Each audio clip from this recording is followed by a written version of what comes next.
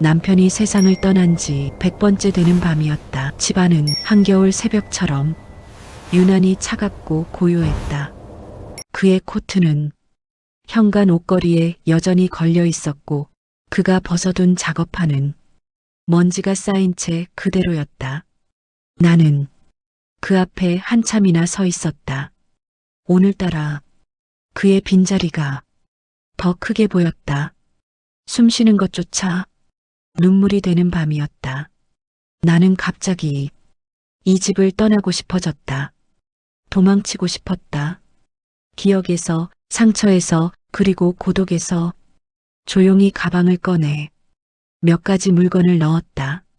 남편과 마지막으로 찍은 사진, 우리가 함께 갔던 바닷가에서 주운 조개 껍데기, 남편의 이름이 적힌 사원증, 짐을 쥔 손에서 진동처럼 떨림이 느껴졌다. 나는 현관문 문고리를 잡았다. 문이 조금 열리려는 순간 따뜻한 손이 내 손목을 잡아당겼다. 돌아보니 시아버지가 서 있었다. 그의 눈은 충혈되어 있었고 마치 며칠째 잠을 이루지 못한 얼굴이었다. 아버님의 입술이 아주 작게 떨렸다. 너까지 떠나면 나는 혼자 남는다. 그 말이 내 가슴을 꿰뚫었다. 아버님의 얼굴에는 절망이 묻어 있었다. 겨우 버티고 있는 사람의 눈이었다. 나는 손에서 힘이 풀렸다. 가방이 바닥에 떨어지며 작은 소리가 났다. 우리가 살던 아파트는 서울 외곽의 오래된 단지였다.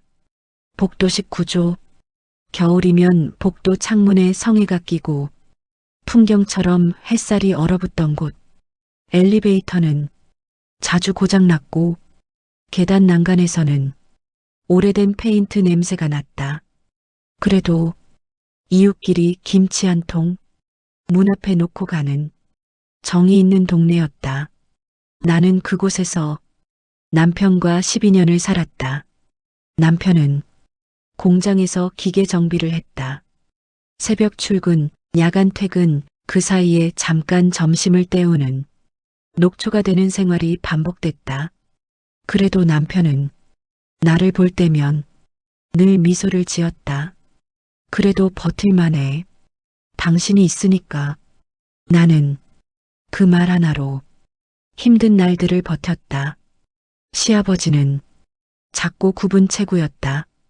왼쪽 다리를 절며 걷고 항상 라디오를 들고 다녔다. 아침마다 단지 입구의 느티나무 아래 플라스틱 의자에 앉아 있었다. 아들의 퇴근을 기다리는 자리였다. 추운 날이면 두 손을 호호 불어가며 라디오를 귀에 가져다 댔다. 그러다 멀리서 남편의 발걸음 소리가 들리면 아버님의 얼굴은 금세 환해졌다. 아들 왔구나. 그 순간만큼은 아버님이 세상에서 제일 기뻐 보였다. 그 풍경이 이 집의 행복이었다. 그러나 어느 겨울밤 남편은 야간 근무를 나갔다. 금방 다녀올게. 그가 마지막으로 남긴 말. 그리고 그는 돌아오지 못했다. 공장 기계 사고, 순식간에 일어난 비극. 나는 그 소식을 들었을 때 눈물조차 나오지 않았다. 마음이 멈추는 느낌이었다. 남편의 자리엔 바람만 지나가고 시간만 흘렀다. 장례식 내내 아버님은 아무 말도 하지 않았다. 남편의 영정 앞에서 굽은 등은 더 구부러지고 그의 손은 자꾸만 떨렸다. 사람들이 위로해도 아버님은 고개만 끄덕일 뿐이었다. 장례 마지막 날 아버님이 조심스럽게 내 곁으로 다가왔다.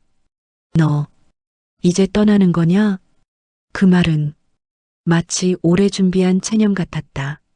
나는 상처난 마음에 견딜 수가 없어 쏟아냈다. 저는 남편이랑 결혼했어요. 아버님이랑 살려고 결혼한 게 아니잖아요. 말을 내뱉자마자 나는 후회했다. 아버님의 얼굴이 순간적으로 일그러졌다. 하지만 말 한마디 하지 않으셨다. 그 침묵이 더 아팠다. 장례가 끝난 후 집안은 더 조용해졌다. 아버님과 나는 서로 다른 방에서 하루 대부분을 보냈다. 식탁에는 늘 2개의 밥그릇이 놓였지만 둘 다 거의 손을 대지 않았다. 밥솥을 열면 김이 빠지는 소리만 나고 그마저도 금세 사라졌다. 집안은 말하지 않아도 느껴지는 무거운 정막으로 가득했다. 며칠 뒤 새벽 3시쯤이었다. 어디선가 작은 소리가 들렸다. 나는 잠결에 눈을 떴다. 현관 쪽에서 낮은 숨소리가 들렸다. 불을 켜고 조심히 다가갔다. 아버님이 현관문 앞에 작게 웅크리고 앉아 있었다. 문틈을 바라보며 온몸을 잔뜩 쪼그리고 있었다. 아버님, 여기서 뭐 하세요? 아버님은 턱을 떨며 나를 바라봤다. 내가 나간 줄 알았다. 나는 그 말을 들은 순간 심장이 내려앉는 느낌이었다. 그는 밤새 내가 도망치지 않을까 두려워 문 앞을 지키고 있었던 것이다. 나는 말없이 아버님을 부축해 방으로 모셨다. 아버님은 한동안 말을 잇지 못했다. 나는 둘이나 떠났다고 생각했어. 그 말에 목이 메었다. 다음 날 나는 마음을 정하고 남편의 방을 정리하기로 했다. 문을 열자 그의 냄새가 희미하게 남아 있었다. 책상 위에 놓인 볼펜 자국, 서랍에 정리되지 않은 영수증들, 작업복 주머니에 들어있던 작은 나사 하나까지 손이 떨렸다. 나는 천천히 서랍을 열었다. 그리고 가장 아래쪽에서 누런 봉투 하나가 눈에 들어왔다. 병원 생식의학센터 보관기간 안내문. 나는 숨이 멎는 것 같았다. 서류를 꺼내 천천히 펼쳤다. 남편의 이름, 서명, 보관 신청 날짜, 그리고 메모 한 장이 접혀 있었다. 혹시라도 말하지 못하고 떠나면 너에게 선택권을 주고 싶다. 우리의 아이가 세상에 올 수 있도록. 나는 그 자리에서 무너져 울었다. 남편은 혼자서 난임 상담을 받았던 것이다. 왜 나에게 말하지 않았을까? 어떤 마음으로 혼자서 이걸 준비했을까? 그 생각이 올라올수록 눈물이 멈추지 않았다. 며칠 동안 아버님께 이 사실을 말하지 못했다. 내 마음속에서 어떤 두려움이 자꾸 고개를 들었다. 혹시 아버님이 반대하시면 어떡하지? 내가 이기적인 걸까? 남편 없이 아이를 키울 수 있을까? 그 고민은 날마다 무겁게 쌓여갔다. 하지만 시간이 흐를수록 내 마음속 어딘가에서 어떤 작은 불빛 같은 것이 켜졌다.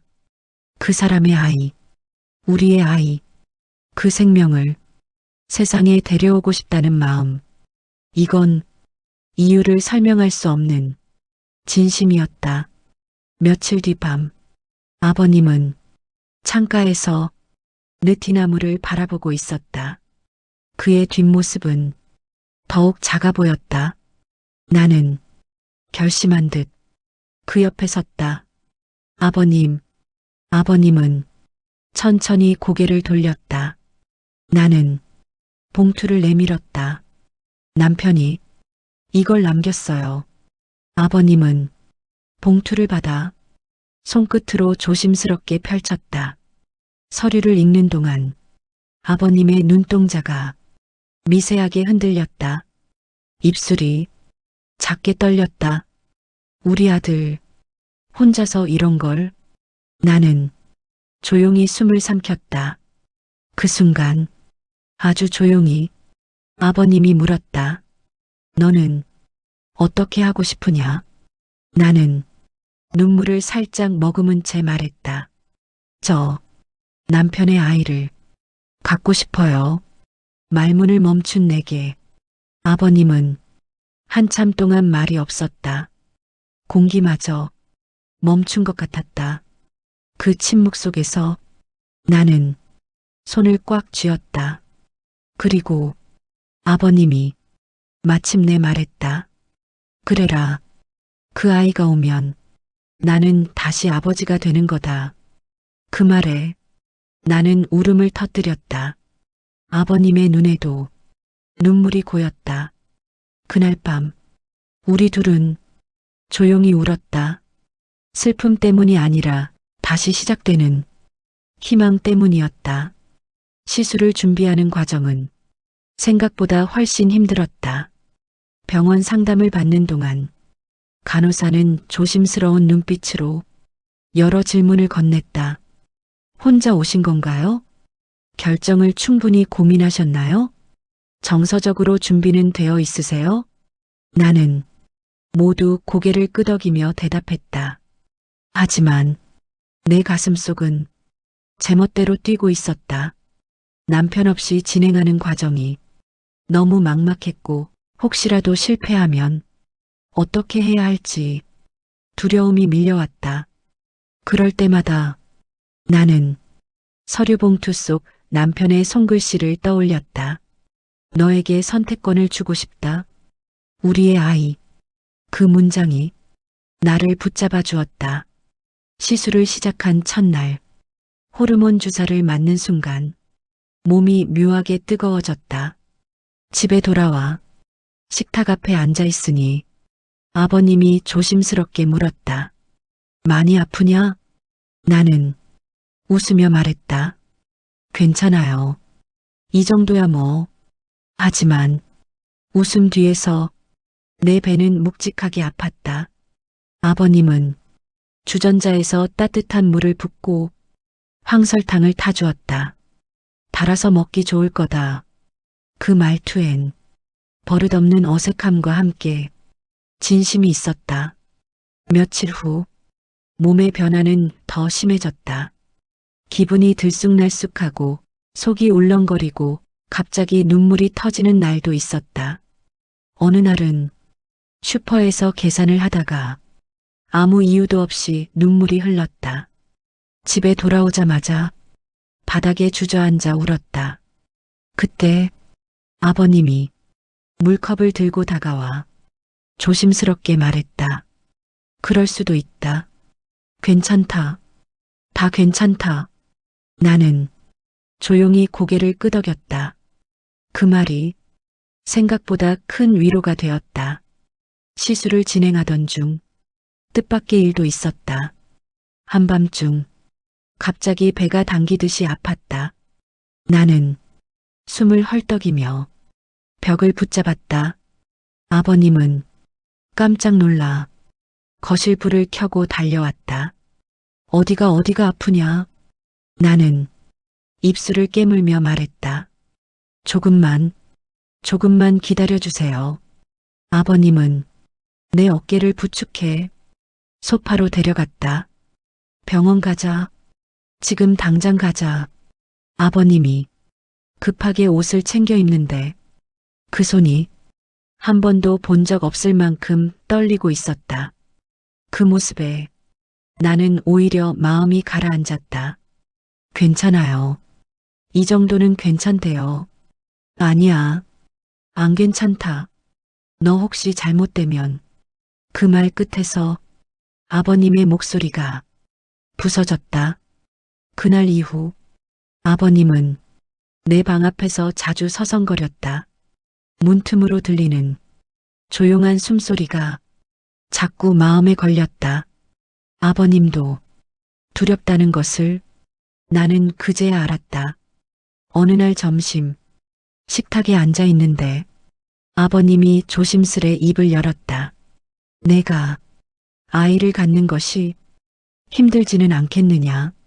나는 천천히 젓가락을 내려놓았다.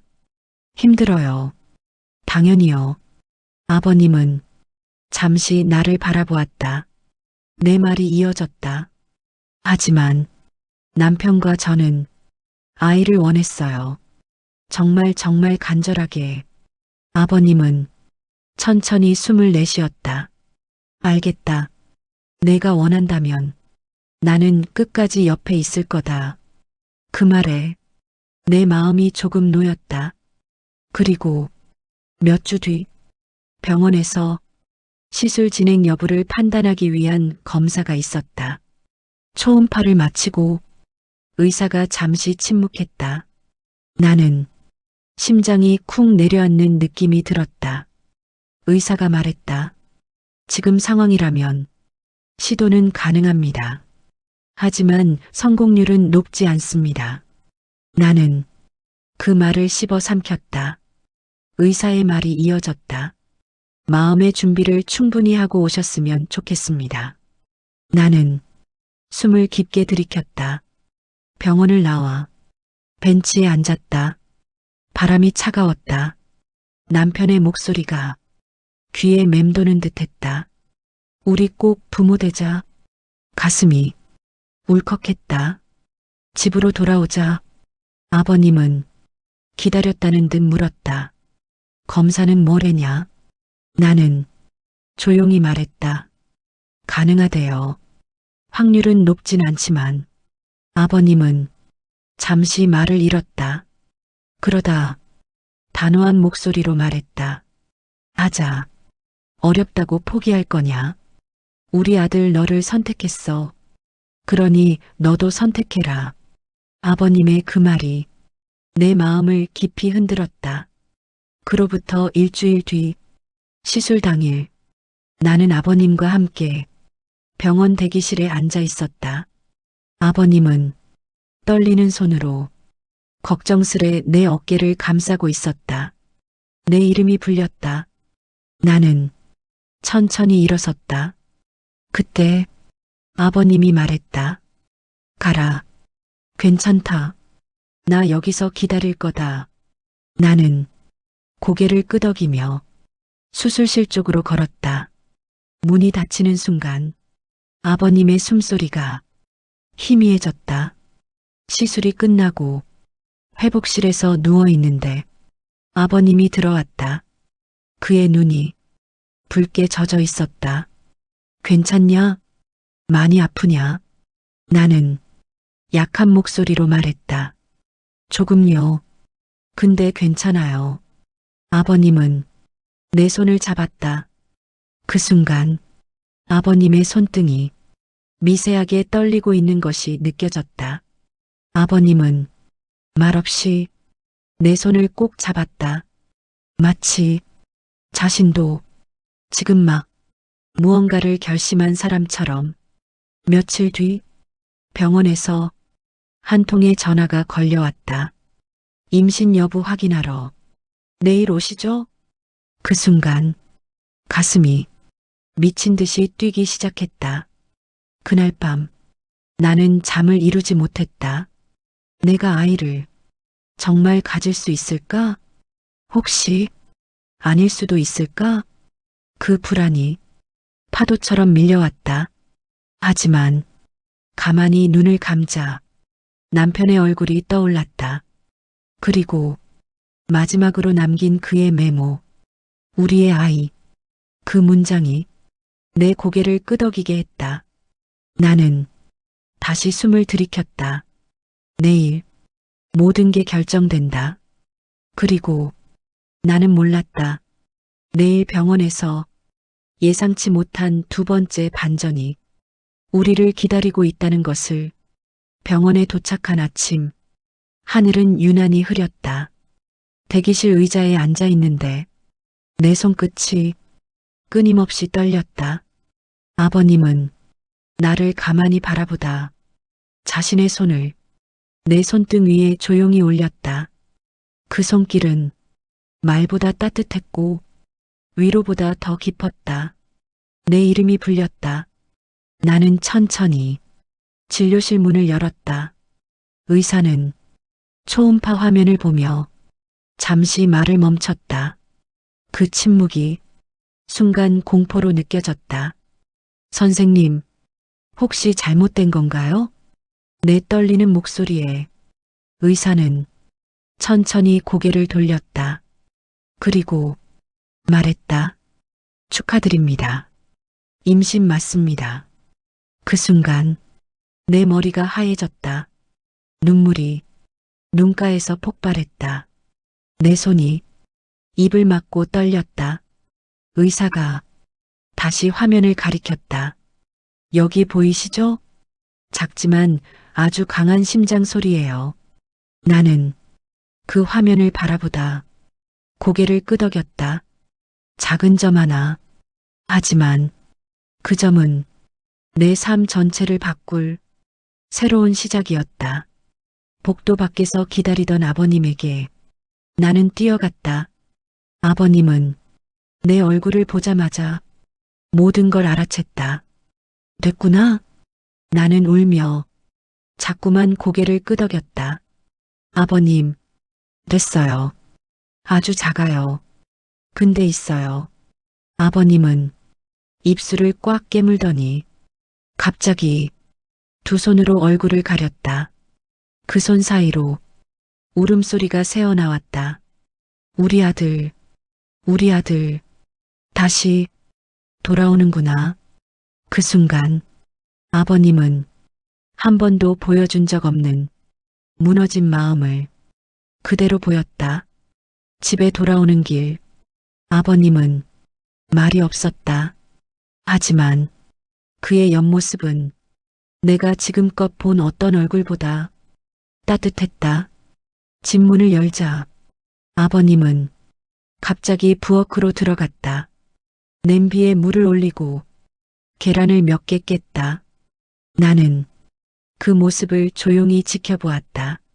아버님이 말없이 끓여주던 미음, 그 미음이 그날따라 더 따뜻해 보였다.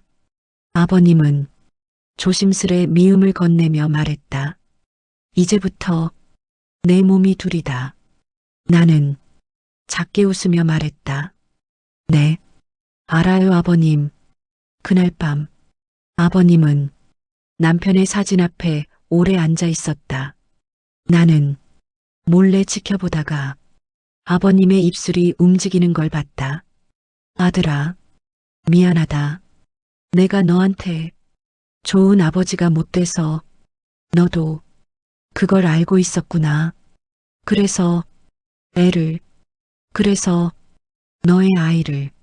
아버님은 눈물을 흘리며 말했다. 너의 아이를 나에게 맡기고 간 거냐? 나는 그제야 깨달았다. 아버님은 남편이 떠난 날부터 자신을 죄책감 속에 가둬두고 있었다는 것을. 며칠이 지나 첫 임신 검사를 위해 다시 병원에 갔다. 아버님은 내 손을 꼭 잡고 동행했다.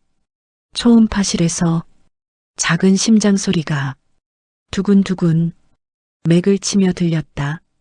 의사는 따뜻하게 웃었다. 아주 건강하게 자리 잡고 있어요. 나는 눈가가 뜨거워졌다. 그 순간 의사가 조심스럽게 말했다. 그런데요. 나는 숨이 멎는 줄 알았다. 하나 더 보이긴 합니다. 나는 의사의 손가락이 가리키는 곳을 바로 바라보았다. 작은 점이 하나 더 다른 곳에서 희미하게 빛나고 있었다. 의사는 말했다. 쌍둥이 가능성이 있어요. 나는 의자에서 그대로 얼어붙었다. 심장이 벼락처럼 뛰었다. 집에 돌아오자 아버님은 소파 끝에 앉아 불안한 눈빛으로 묻기만 했다. 건강하대냐? 괜찮대냐? 나는 천천히 말했다. 아버님, 저 하나가 아니라. 아버님이 숨을 삼켰다. 뭐라고? 아버님, 2명이에요. 아버님은 말을 잃었다. 그리고 담배도 피우지 않던 아버님이 갑자기 창문을 열고 찬바람을 맞으며 두 손으로 얼굴을 감쌌다. 우리 아들, 그렇게 애를 보내주냐? 그 울음은 기쁨이었고 충격이었고 구원의 울음이었다. 아버님은 내 눈을 바라보며 말했다. 너는 혼자가 아니다. 이 집도 이제 혼자가 아니다. 저 아이 둘은 우리 가족이 다시 살아난 거다. 나는 그 말을 듣고 또 한 번 울었다. 그날 아버님과 나는 같은 테이블에서 서로의 손을 잡고 조용히 눈물을 흘렸다. 그 눈물엔 슬픔도 있었고 그리움도 있었고 무엇보다 희망이 있었다. 임신 중반으로 접어들면서 몸은 조금씩 안정되기 시작했다. 하지만 마음은 오히려 더 흔들렸다. 쌍둥이라는 사실이 행복이기도 했지만 두려움이 더 컸다. 내가 과연 해낼 수 있을까? 새벽이면 그 생각이 자꾸 떠올라 잠에서 깨곤 했다. 어느 날 입덧이 심하게 올랐다. 부엌에서 국 냄새만 맡아도 속이 뒤집혔다. 나는 싱크대에 손을 짚고 고개를 숙였다. 그때 아버님이 허겁지겁 달려왔다. 괜찮냐? 아버님의 손이 허둥지둥 내 등을 쓸어내렸다. 그 손길은 누군가에게서 오래된 상처를 만지는 것처럼 조심스러웠다. 나는 겨우 숨을 고르며 말했다. 네, 좀만 기다리세요. 아버님은 내 등을 쓸다 말고 갑자기 식탁으로 달려갔다. 그리고 급하게 휴지와 물을 챙겨 내게 가져왔다. 천천히 마셔라. 토하면 안 된다. 그 말투는 어떤 아버지가 처음으로 딸을 돌보는 듯한 어색함과 진심이 섞여 있었다. 나는 그 모습이 고맙고 눈물 나도록 따뜻했다. 그날 밤 아버님은 방문 앞에 앉아 있었다.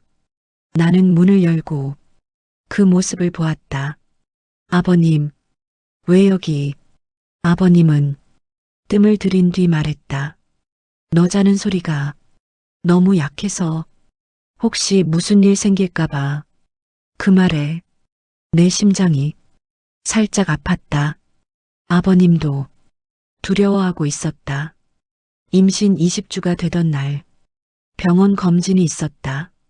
의사는 초음파로 아이들의 위치를 확인하던 중 갑자기 표정을 굳혔다. 여기 잠시만요. 내 온몸이 얼어붙었다. 선생님, 왜 그러세요? 의사가 천천히 말했다. 둘 중 한 아이가 약간 작게 자라고 있습니다. 나는 숨을 삼켰다. 작다는 건 나쁜 건가요? 의사는 조심스럽게 말했다. 지금은 지켜봐야 합니다. 하지만 조금 더 신경을 써야 해요. 그 말 한마디가 천둥처럼 떨어졌다. 내 머리가 순식간에 복잡해졌다. 내가 뭘 잘못한 걸까? 왜 한쪽만? 설마 잃게 되는 건? 너무 많은 생각이 한꺼번에 밀려왔다. 집에 돌아왔을 때 아버님은 내 얼굴을 보고 무언가 이상함을 바로 느꼈다. 뭐래냐? 병원에서. 나는 눈시울이 붉어진 채 말했다. 둘 중에 한 아이가 작대요. 아버님의 손이 순간 멈췄다. 작다고?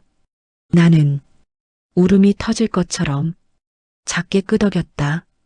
아버님은 잠시 충격을 받은 듯 아무 말도 하지 않았다. 그러다 천천히 의자에 앉아 손바닥으로 얼굴을 가렸다. 우리 아들, 또 내가 뭘 잘못한 건가? 나는 깜짝 놀라 아버님을 붙잡았다. 아버님 탓 아니에요. 정말 아니에요. 하지만 아버님은 한동안 아무 말도 하지 못했다. 그 얼굴에는 두려움과 죄책감이 뒤엉켜 있었다. 그때 알았다. 아버님에게도 두려움이 있었다. 혹시라도 또 잃게 될까봐. 아들을 잃은 것처럼 며느리와 손주도 잃을까봐. 그 두려움이 그의 가슴을 짓누르고 있는 것이었다. 그날 밤 문득 뱃속에서 작은 움직임이 느껴졌다. 나는 아버님을 불렀다. 아버님, 만져보세요. 아버님은 조심스럽게 다가와 내 배에 손을 얹었다. 잠시 후 작은 톡하는 움직임이 손바닥을 스쳤다. 아버님의 눈이 순간 크게 흔들렸다. 느껴졌다. 이 작은 것들이 살려고 몸부림치는 거구나. 그 말이 끝나자 아버님 눈가에 눈물이 고였다. 아버님은 아주 작은 목소리로 말했다. 힘내라. 너희 둘. 그 손길엔 진심과 기도와 바람이 모두 담겨 있었다. 그날 이후 아버님은 아이 둘을 위해 매일같이 무언가를 준비했다. 미숫가루도 만들고 미역국도 끓였다. 부엌은 하루 종일 따뜻한 냄새로 가득했다. 어디서 배웠는지 모를 태교 동화를 찾아와 낭독을 하기도 했다. 처음엔 너무 어색해서 웃음이 나왔지만 꺼 조용히 읽어라. 애들이 듣고 있다. 그 말 한마디가 너무 귀여워. 나는 또 웃음이 터졌다. 그러던 어느 날 산책을 나갔다가 계단을 내려오는 중 갑자기 어지러움이 밀려왔다. 몸을 지탱할 틈도 없이 순간 균형을 잃었다. 그때 아버님의 손이 순식간에 내 팔을 잡았다. 괜찮냐? 아버님은 숨이 턱 막힌 얼굴로 나를 끌어안았다. 나는 겨우 숨을 고르며 말했다. 놀라게 해서 죄송해요. 아버님은 내 어깨를 붙잡은 손을 쉽게 놓지 못했다. 미치도록 겁났다. 아버님 눈이 붉게 물들어 있었다. 제발 조심해다오. 너까지 잘못되면 나는 진짜. 그 말 끝은 목구름에 삼켜졌다. 나는 아버님의 손을 잡았다. 아버님, 저 절대 포기 안 할게요.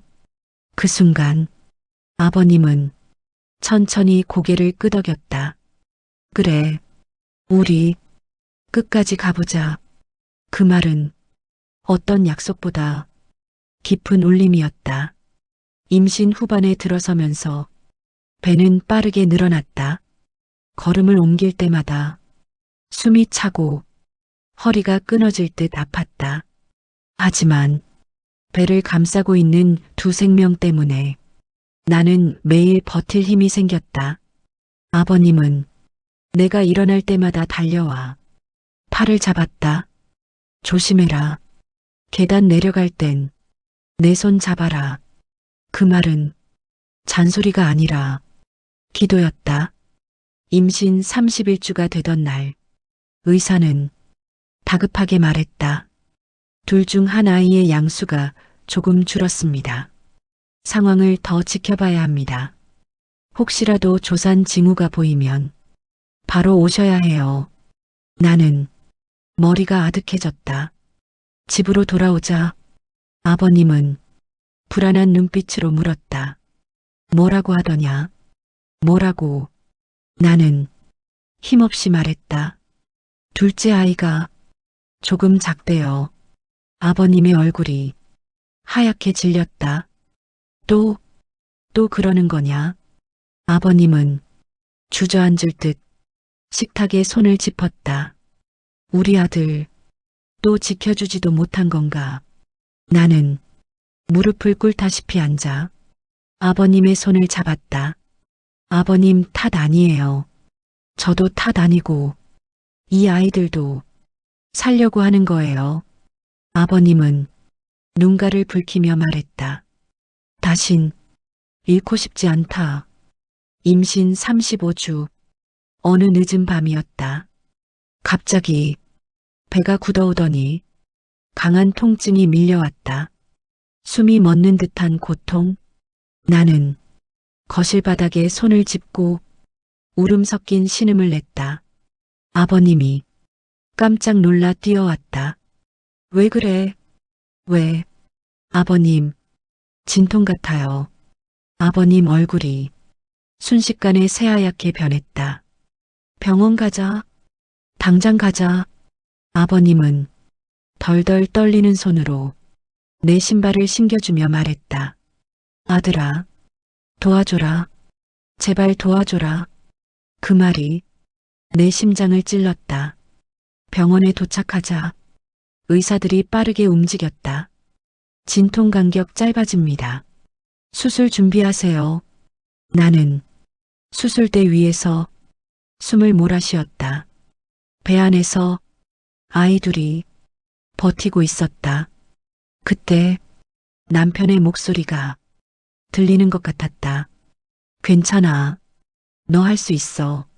눈물이 멈추지 않았다. 쨍. 첫 번째 아이의 울음이 수술실에 울려 퍼졌다. 아기 남자아이입니다. 나는 눈을 감은 채 울음을 삼켰다. 그리고 잠시 후, 쨍, 또 다른 울음이 터졌다. 두 번째도 건강합니다. 그 울음은 기적이었다. 희망이었다. 우리 가족이 다시 시작된다는 증거였다. 회복실로 옮겨졌을 때 아버님이 문을 붙잡고 서 있었다. 눈은 벌겋게 젖어 있었고 두 손이 덜덜 떨리고 있었다. 간호사가 두 아이를 품에 안고 오자 아버님은 숨도 못 쉬고 그 자리에서 굳었다. 아버님, 봐요. 아들 손주들이에요. 아버님은 천천히 손을 뻗었다. 손끝이 아기 얼굴에 닿는 순간 작은 떨림이 아버님의 어깨를 흔들었다. 우리 아들, 내가 보냈구나. 그 말은 수십 년의 죄책감이 조금씩 풀리는 가장 진한 눈물이었다. 집으로 돌아온 첫날, 아버님은 두 아기 앞에서 작은 상자를 꺼냈다. 남편의 목걸이, 남편이 어린 시절 쓰던 작은 장난감 자동차, 그리고 작게 접힌 편지 한 장. 이건 우리 아들이 너희 둘에게 남긴 거다. 나는 숨을 멈춘 듯 편지를 펼쳤다. 편지엔 남편의 글씨가 흔들리듯 적혀 있었다. 아버지, 그동안 말 못했지만 저는 아버지를 정말 사랑했습니다. 아버지가 나를 지키려고 노력한 걸 늦게 알았어요. 제가 세상에 없게 되면 아버지와 내 아내를 서로 지켜주게 해주세요. 그리고 마지막 줄. 아버지, 이 아이들은 아버지의 두 번째 기회입니다. 나는 울음을 참지 못했다. 아버님도 서럽게 울며 두 손자를 바라보았다. 아들아, 고맙다. 내게 기회를 줘서. 아이들은 빠르게 자랐다. 아버님은 손녀처럼 손자들을 다정하게 불렀다. 우리 작은 놈, 우리 큰 놈, 잘 잤냐?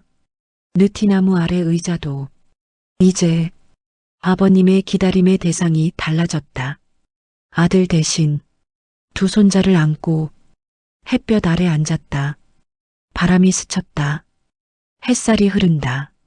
나는 그 모습을 보며 조용히 말했다. 당신이 남긴 마지막 선물이 우리 모두를 살렸어요. 그리고 그 순간 알았다. 남편이 떠난 자리는 사라진 게 아니라 새 생명이 채우고 있었다. 우리는 오래 슬펐지만 그보다 더 오래 사랑하게 될 것이다.